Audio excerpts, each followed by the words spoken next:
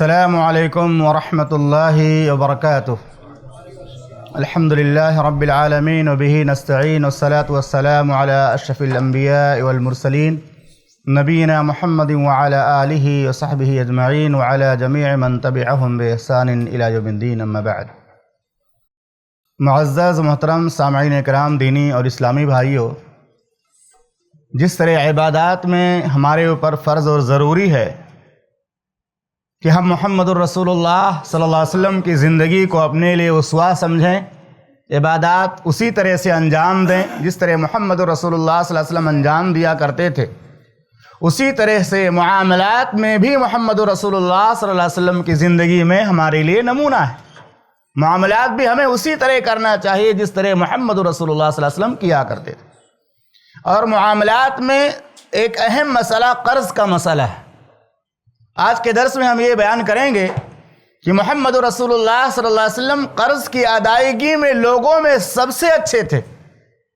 اگر آپ کسی سے قرض لیتے تو اس کی ادائیگی جو آپ کرتے تھے، جس انداز سے کرتے تھے، دنیا اس کی مثال نہیں پیش کر سکتی ہے، جس اچھے انداز سے آپ قرض ادا کیا کرتے تھے۔ آج ہمارے زمانے میں اس کی بڑی ضرورت ہے۔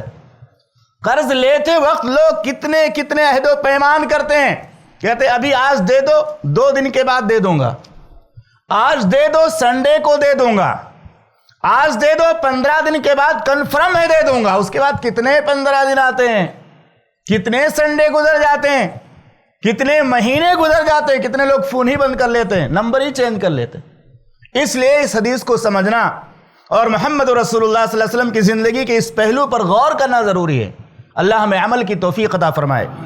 صحیح بخاری کی 2306 نمبر کی روایت ہے، راوی حدیث ابو ہریرہ رضی اللہ تعالی عنہ ہیں، وہ بیان کرتے ہیں ان رجلا تقاضى رسول اللہ صلی اللہ علیہ وسلم فاغلظ له فهم به اصحابه۔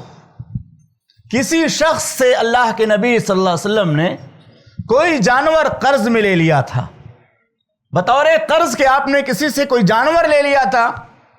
وہ شخص جس سے آپ نے وہ جانور بطور قرض لیا تھا وہ آ گیا آپ سے مانگنے کے لیے، تقاضا کرنے کے، اس کا حق بھی تھا۔ جب وہ تقاضا کرنے کے لیے آیا تو آپ سے سخت انداز میں بات کرنے لگا، لاؤ میرا واپس کرو، میرا جانور کب ملے گا، کب ادا کرو گے، اس طرح کی باتیں وہ کرنے لگا۔ چونکہ صحابہ اکرام رضوان اللہ علیہم اجمعین کی بھی ایک تعداد اس مجلس میں موجود تھی۔ صحابہ اکرام کہاں برداشت کر سکتے تھے؟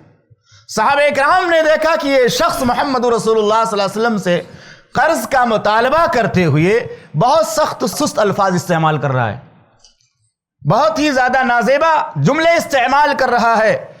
تو صحابہ اکرام رضی اللہ عنہم اجمعین کی جو تعداد وہاں موجود تھی، فہم بہ اصحابہ، صحابہ اکرام غصے سے بپھر کر اس کی طرف آگے بڑھے کہ اس کے ساتھ کچھ کیا جائے، یہ ہمارے رسول محمد رسول اللہ صلی اللہ علیہ وسلم کی شان میں گستاخی کر رہا ہے۔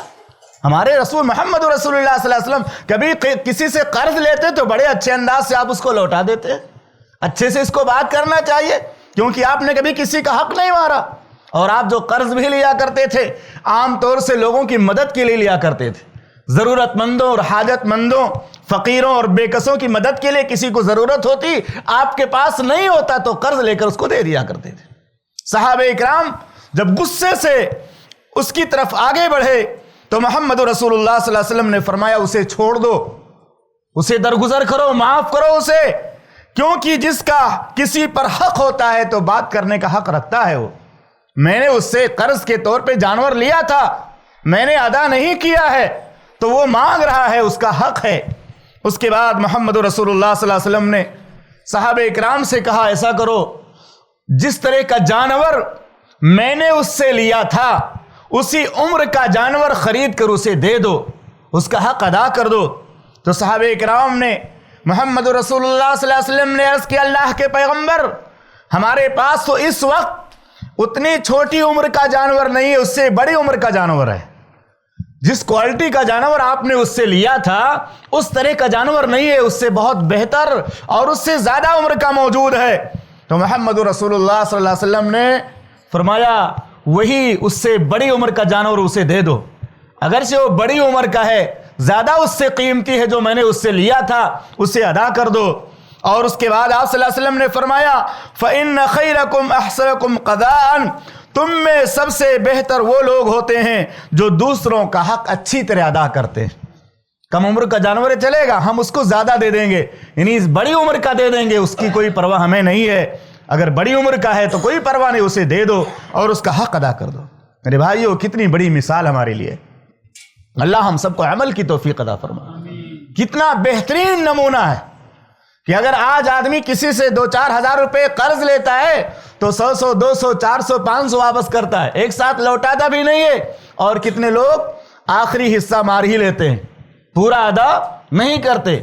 یہ محمد رسول اللہ صلی اللہ علیہ وسلم کے اسوے کے خلاف ہے۔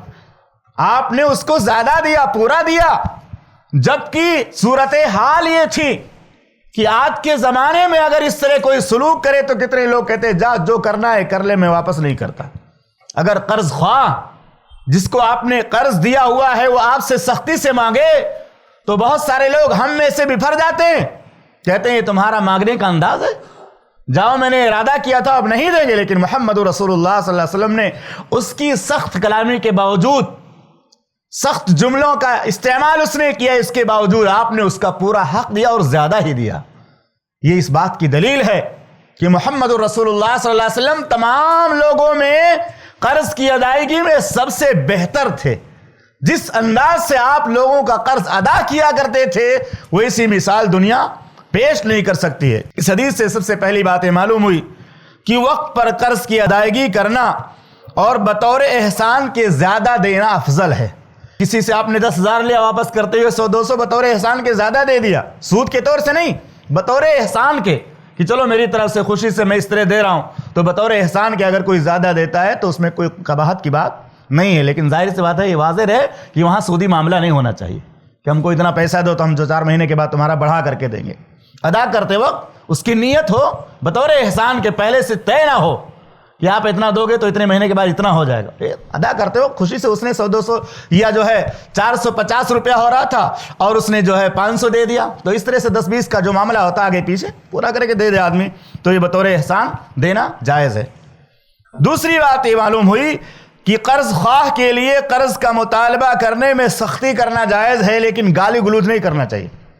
آپ سے کسی نے قرض لیا ہے، مانگتے وقت آپ اس سے تھوڑا سختی سے بات کر سکتے، لیکن آپ کی زبان میں گالی گلوچ نہیں آنی چاہیے، بد تہذیبی کا جملہ استعمال نہیں کرنا چاہیے۔ آپ اس کو کہہ سکتے ہیں ہاں دیجئے، کئی بار آپ نے وعدہ کیا آپ نہیں دے رہے ہیں، آپ ادا کیجئے، اس طرح سے آپ مانگ سکتے ہیں۔ تیسری بات یہ معلوم ہوئی کہ مقروض قرض خواہ سے سختی سے بات نہیں کر سکتا۔ آپ نے کسی سے قرض لیا ہے اور وہ آپ سے مطالبہ کر رہا ہے تو آپ اس سے زیادہ جھگڑا لڑائی نہیں کر سکتے، اس کا حق ہے، وہ مانگ رہا ہے، اس کا حق ہے، آپ کو نرمی سے بات کرنا چاہیے، اس کے ساتھ بدتمیزی سے نہیں پیش آنا چاہیے۔ چوتھی بات یہ معلوم ہوئی کہ اونٹ وغیرہ جیسے جانور بھی بطور قرض لیے جا سکتے ہیں۔ اللہ کے نبی صلی اللہ علیہ وسلم نے کوئی اونٹ وغیرہ اس طرح کا جو کوئی جانور آپ نے بطور قرض لیا تھا اور وہ آدمی آ کر مانگ رہا تھا۔ اور پانچویں بات یہ معلوم ہوئی کہ محمد رسول اللہ صلی اللہ علیہ وسلم کائنات کے تمام لوگوں میں سب سے اعلیٰ اخلاق کے مالک تھے اور انتقام کی قدرت کے باوجود بہت صبر کرنے والے تھے۔ اگر صحابہ اکرام کو ذرا بھی آپ اشارہ کر دیتے تو اس آدمی کو لے دے لیتے، اس کے ساتھ کیا سلوک ہوتا کوئی اندازہ نہیں کر سکتا۔ صحابہ اکرام غصے سے بھر گئے کہ میرے پیغمبر کے سامنے اور ہمارے رسول صلی اللہ علیہ وسلم کی شان میں گستاخی کر رہا ہے، آپ کبھی کسی کا حق نہیں مارتے، پھر بھی یہ قرض مانگنے کے لیے جو واپس کرنے کے لیے کہہ رہا ہے، اس کا انداز کتنا جو ہے تیکھا اور کتنا جو ہے سخت ہے۔ اللہ رب العالمین سے دعا ہے کہ رب العالمین ہم تمام مسلمانوں کو کہنے سے زیادہ، سننے سے زیادہ عمل کی توفیق عطا فرما، اور یہ جو محمد رسول اللہ صلی اللہ علیہ وسلم کا طریقہ ہے ہمیں اپنے سماج میں رائج کرنے کی توفیق عطا فرما۔ اگر یہ سماج میں طریقہ رائج ہو جائے، ہر قرض لینے والا اسی طرح ادا کرنے والا بن جائے تو سماج خوشحال بن جائے گا، لوگوں کے اندر امن و امان کا ماحول پیدا ہوگا۔ اللہ ہم سب کو ایمان پر قائم رہنے کی توفیق عطا فرما اور ایمان کے ساتھ موت نصیب فرما۔ السلام علیکم ورحمۃ اللہ۔ ایسے ہی فائدہ مند اسلامک ویڈیوز دیکھنے اور منہج سلف پر کتاب و سنت کی تعلیمات کو عام کرنے میں ہمارا تعاون کریں تاکہ آپ کے لیے ذریعہ نجات، جنت کے حصول کا سبب، ساتھ ہی مال میں برکت و اضافے کا ذریعہ بھی بنے۔ آمین۔ جزاک اللہ خیرن۔